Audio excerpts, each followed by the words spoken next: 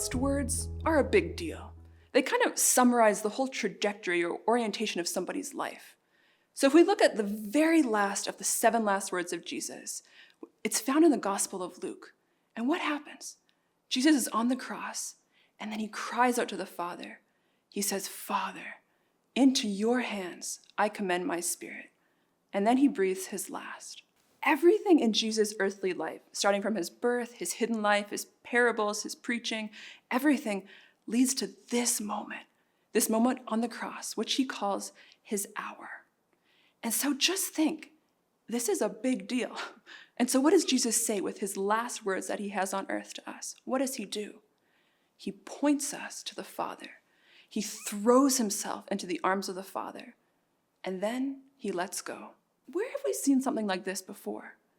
If we flip back a couple chapters in the Gospel of Luke, we come to the parable of the prodigal son.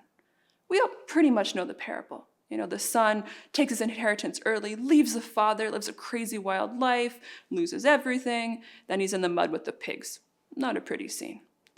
And then the gospel says he came to himself. He came to himself and decided to return to the Father. So he's on his way to return to the Father. The Father sees him.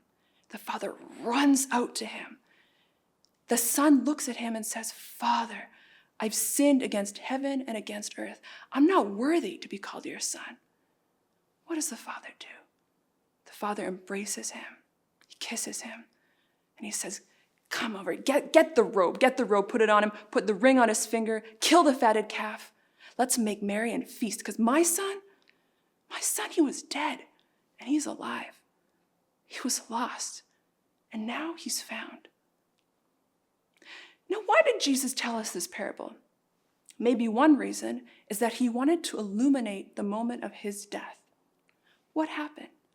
Well, Jesus, as the Son of God, took upon himself all the sins of the world, right?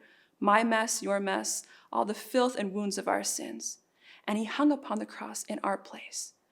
In our place, he offered himself to the Father. And in our place, he threw himself into the Father's embrace. He wanted you to know that you're his beloved son, you're his beloved daughter, and that death is not the final word. Jesus is the final word. So as we finish our Lenten journey and head towards Easter, let's make the final word of Jesus our first word.